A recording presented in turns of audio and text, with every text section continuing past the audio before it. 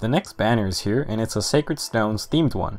Apologies if my voice sounds any kind of weird, I'm still getting over this sore throat, but I'm definitely feeling a lot better than before. Of our 3 new heroes, we have Myrrh, the Mannequin, La Rochelle, who I never understood how to pronounce her name before, and lastly, Eirika, again. I have a lot to say regarding Mage Eirika, but I'll save that for when we get to her. Let's start off with Myrrh. Myrrh is the one Mannequin you get in Sacred Stones, and she is an absolute monster, well, because she literally turns into a dragon. Myrrh's stats include 42 HP, 33 attack, 25 speed, 36 defense, and 31 resistance. She is very tanky and has a decent amount of attack too. Myrrh isn't invulnerable, however, because she is a green dragon as well as a flying unit. This means Myrrh is weak against bow users and is super scared of falchion users. If you've ever seen Faye get hit by falchion, well, it's not pretty. She is also weak to the 2 Nagatomes, although 31 base resistance is not bad at all. I want to point out that since Myrrh is a flying unit, she cannot inherit Steady Breath, which has become super popular on the other dragons, or she cannot inherit Wrath, as rare as a skill it is. Flying mobility is pretty great, however, and Myrrh can actually be a decent part of a flyer emblem team.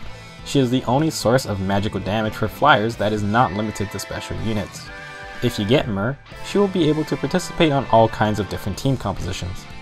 Myrrh comes with some pretty interesting skills, and that includes her own legendary weapon, Great Flame.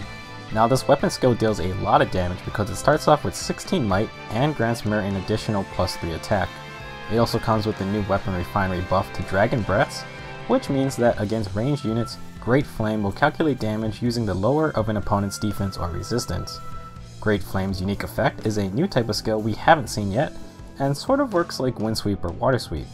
So if Myrrh's defense is 5 points higher than her opponent's, then she will prevent them from making a follow-up attack. That is pretty crazy and gives Myrrh a sort of like a Wary Fighter type effect, except that she can still make follow-up attacks with skills like Quick Riposte, or if she somehow outspeeds them with 25 base speed. The rest of Myrrh's kit is pretty basic, although it works very well with her stats. Bonfire takes advantage of her amazing base defense, and Fury 3 boosts all of her stats at the cost of some HP. Now, one interesting skill Myrrh has is Hone Dragons. This is the first time we've had Hone Dragons in the game, and it contributes to anyone who wants to make a team full of Dragonstone users. Personally, I don't think this is going to spark a full-on Dragon Emblem revolution, but we just have to wait and see. Overall, Myrrh is an amazing unit. She has a unique effect in her legendary weapon, and her stats are very much in line with the common tanky dragon setups. I think she is worth going after in this banner. La Rochelle is a pretty quirky character, and she is in fact a princess of her native country. Instead of possibly getting our first healer with a legendary weapon, La Rochelle instead gets Ivaldi and is a blue cavalry mage. Not that I think that's bad, but a legendary staff weapon would have been really cool to see, and healers are finally pretty strong now. Also, in terms of the story of Sacred Stones, La Rochelle would have probably been the best bet for getting the legendary staff Latona, considering it's her home country's sacred relic, similar to how Eirika and Emblem get Sieglind and Sigmund, and Joshua gets Audhumla. While she still can't also use Ivaldi, I just think a new permanent healer would have been cool to see as well. La Rochelle's stats include 33 HP, 33 attack, 31 speed, 17 defense, and 31 resistance. Now La Rochelle is in an odd spot. Because Reinhardt exists, it's very hard to justify using another blue cavalry mage over him. In my opinion, she would be better off using a Blade Tome, but then Owen has 3 more base speed than her.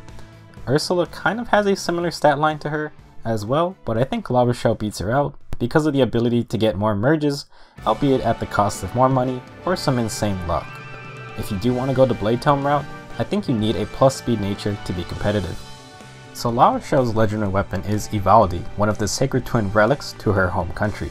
It grants +3 defense, which is nice, although kind of useless on her base 17 defense. Its special effect is that if the enemy's HP is at 100% at the start of combat, then La Rochelle will get +3 attack and speed. An interesting effect, but in my opinion doesn't seem that great, especially when you could just give her a Blade Tome and buff her up with cavalry buffs. Her special is Growing Light, which is probably the hardest AoE special to hit consistently. It has a very odd pattern to it and isn't my first choice among the AoE specials. La Rochelle also comes with Renewal as her B skill, which is nothing special and can probably be swapped out. Her C skill is Res Tactic, and this is a new skill joining attack and defense tactic as a new type of buffing skill for mixed teams.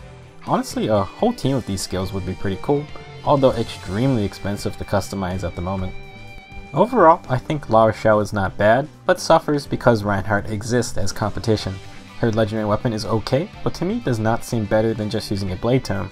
I think it would be better if you gave her Swift Sparrow to get even more attack and speed on top of cavalry buffs, but that is a pretty rare skill to get. Unless you are Eirika 2.0. Speaking of Eirika, let's finally talk about her new form. So Mage Eirika is a red cavalry mage, which makes complete sense considering she could never use magic in Sacred Stones. Basically, to sum up how I feel about this, I would say that I'm more disappointed than mad. It's really cool that they decided to give Eirika a special version, but I don't think that she should be on a banner meant for new units from a game. They justify it as her studying magic with Leon, or it could be a reference to a glitch in Sacred Stones that let anyone use dark magic. That's cool and all, but just put her on a special banner if they want to do that. Also, why does she have the legendary tome Gleipnir when No, who is a dark mage from Grotto, could have gotten it? It's just odd decisions all around. What I see in this is the potential for Intelligent Systems to have new unit banners from games like Awakening, and then one of the units is just a random special version of Lucina or Chrom. My issue with this is that there are so many other units we could have that we don't have from all the other games, but instead they're just going to focus on the most popular ones because they will make money. I understand gachas are all about that money, but as a fan of Sacred Stones, I'm extremely disappointed we didn't get another actual new unit. Okay, that's my rant over. So besides what I think about this version of Eirika, she is actually very good as our second red cavalry mage. She comes with 36 HP, 31 attack, 35 speed, 20 defense, and 22 resistance. For reference, she has 13 more base speed than Leo, who is our other red mage cavalier. This is huge for Blade Tome builds. Although Eirika is much more squishy than Leo, now unlike La Rochelle, I think Eirika may actually make good use out of her tome. Her legendary weapon is Gleipnir, which is a sacred twin weapon of Grotto, who Leon is the prince of. It grants resistance +3, which is more valuable than the defense that La Rochelle Zivati grants, in my opinion. It does come with the same effect, and as I mentioned, I think Eirika makes better use of it because her default ace skill is Swift Sparrow. Basically, that is +7 attack and speed when Eirika initiates on a target with full HP. Add on some cavalry buffs, and boy, that is one scary mage. Eirika don't need no protection from her brother Ephraim now. Eirika also comes with Desperation, which synergizes really well with her default kit, or could work with a Blade Tome as well. She also comes with Rally Attack and Speed, which is a nice throwback to her original version, which buffs attack and speed by default as well. Her C skill is Red Tome Experience, which is horribly useless in my opinion. The Valor skills are much more better because farming SP is a lot more difficult than just bringing a unit up to level 40. Overall, Mage Eirika is pretty insane. Her offensive potential is way higher than Leo's, and she can make good use out of her legendary weapon, as well as a regular Blade Tome setup with cavalry buffs. Unlike La Rochelle, Eirika blows her only competition out of the water. To summarize this banner, Myrrh is our second green dragon and brings with her Hone Dragons to boost up dragon-filled teams. Her utility as a flying unit is fairly balanced out with a bunch of weaknesses, so you will have to watch out for those. La Rochelle isn't bad for a blue cavalry mage, but has a lot of competition for a similar role on a team. I think as a character she is very unique, so I bet a lot of people will want to summon her regardless. As for Mage Eirika, regardless of how you feel about her introduction, she is very capable as a red mage. If you want a Blade Tome red cavalry mage, then she fulfills that role better than Leo by a long shot. Personally, I'm gonna go the Myrrh first, and then Eirika if I don't spend all of my orbs. La Rochelle would be nice, but I don't think she is a must-have by any means. If you don't care for a particular unit, then it's worth it to mention that everyone has some pretty good skills to inherit. Hone Dragons from Myrrh, Res Tactic from La Rochelle, and Swift Sparrow from Mage Eirika. That covers the Sacred Stones banner, but I do want to remind you viewers about some upcoming units you can earn. Leon's Grand Hero Battle is tonight if you're watching this video the day it's been uploaded, and I'll make a video talking about him soon after.